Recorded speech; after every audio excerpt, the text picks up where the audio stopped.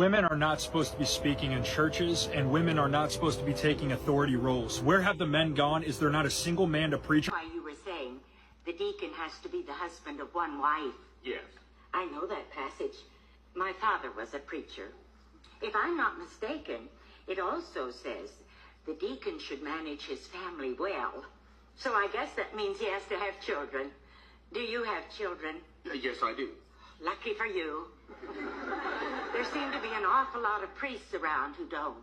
I guess they don't know they're in violation of the scriptures. No, I don't think that verse is referring to priests. Anyway, I can give you more biblical references if you'd like. Shoot. Well, 1 Corinthians, let your women keep silent in the churches, for they are not permitted to speak, but they are to be submissive, as the law also says. Galatians chapter 3, verse 28. There is neither Jew nor Greek.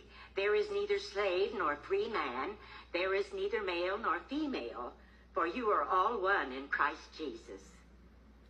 And if they want to learn something, let them ask their husbands at home, for it is shameful for women to speak in church. And it shall come to pass in the last days, says God, that I will pour out of my spirit on all flesh. Your sons and your daughters shall prophesy. Are you feeling all right, Bernice? Yes, I do. I feel like all my circuits are cooking. How do I sound? You sound wonderful. Anyway, you're always quoting the King James Version of the Bible. And everybody knows he, like most of the men of his time, was just a big male chauvinist. No, I hadn't heard that. Oh, sure.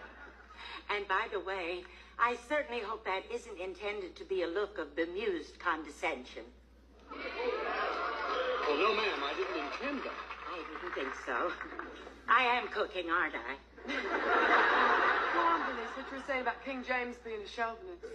Well, you know, like in Romans, where it says this Phoebe was a deacon. King James translates the Greek word for deacon as servant. That gives you a pretty good idea of what he thought about women. And where it says she has administered well, King James says she has succored many. Well, then, I'll leave you with these parting words. Just remember, after Christ was crucified on the cross and all his men had gone home, it was women who stayed until the bitter end. And it was women who first heralded the news of his resurrection. So just put that in your pulpit and smoke it.